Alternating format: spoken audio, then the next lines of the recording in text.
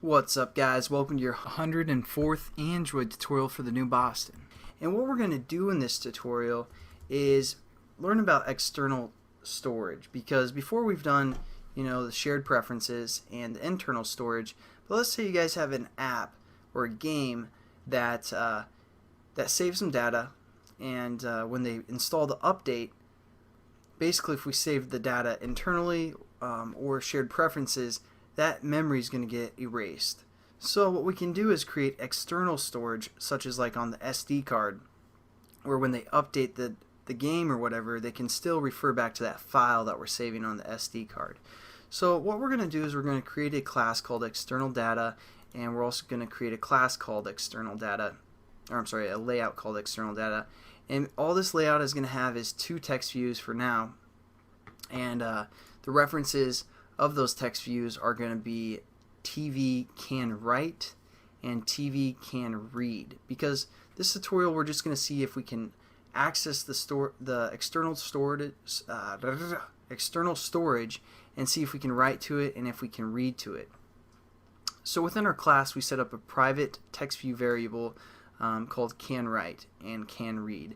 And basically private just means that this text view is only accessible to this class, and that's all that means for the most part. Set up our references and set our set content view, and we're just going to set up our can write dot set text to initially be false,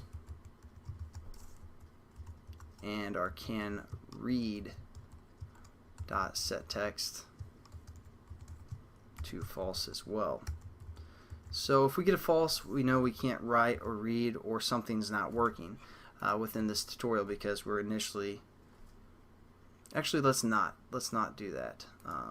We're going to save that there, but we're going to move it later. So if we start our application, we see the text views, we know nothing's happening. But we're eventually going to move this so we can see if it's working or not. And how we're going to do that is we're going to set up a string variable.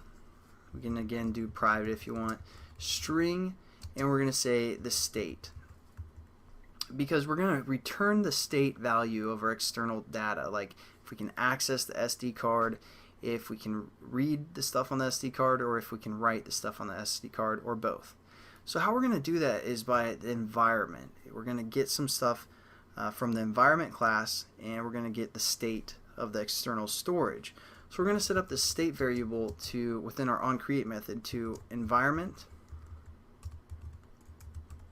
dot get external state, and that's just going to return a string for us. And what we're going to do now is just kind of check if we can read and write, or check what the state is equal to. So what we're going to do is we're going to say if state, and we can't compare strings like this, is equal to whatever. That's not going to work. To compare strings, again, we just have to hit dot equals. And now if it equals this object within here, then we know what kind of state it is. And there's three types of states.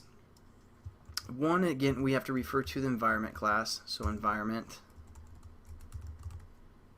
and then we're going to say dot media mounted. So if our state is equal to this media mounted, what that's going to mean is we can read and write. So we're just going to set up within here read and write, something like that. And now we're just going to change our text views. I'm just going to copy that here and turn these to true, because we can read and write. Because we don't want to try and write something if we can't do it. So we're basically going to use this type of checking method to see if we can read and write, and then if we can write some data. Let's say there's a different state that we access where we can read the stuff but we can't actually write it. So what we're going to do, we're going to say else. So if this statement's false, we're going to say, hey, is it this, else if, and we're going to say state, again, dot equals, and then within parentheses, environment dot media mounted read only. So that way we're going to be able to read the data, but we can't actually access it. So again, we're just going to leave a comment, read but can't write.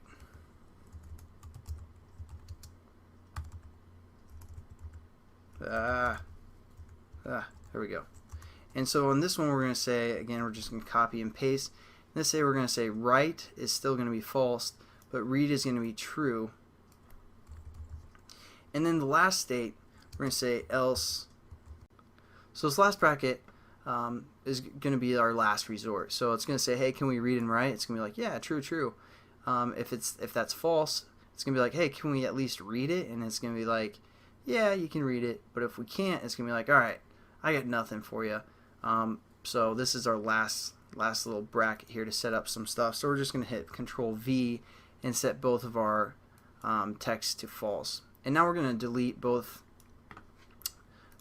these two set texts with above, because this way we can see if this whole thing isn't even working at all for the most part, because we'll still have those text views. So let's just run it and see what our emulator looks like when we run our application. And again, just quickly, what we did, still got it going from last tutorial, and what we did is we set up two text views, and basically we're getting, every time we access external data, we want to use this environment get external state, external storage state, and check if we can read and write. That's the main thing of this tutorial, is we're just getting the state and seeing if it's equal to media mounted. And then, you know, if we can't, we're going to see if we can at least read the data.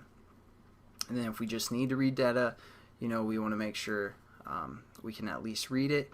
And if we can't do either, we're going to kind of return a false value as well. So, and once we go down to our external data, you can see both of them are true, so we can read and write to our emulator.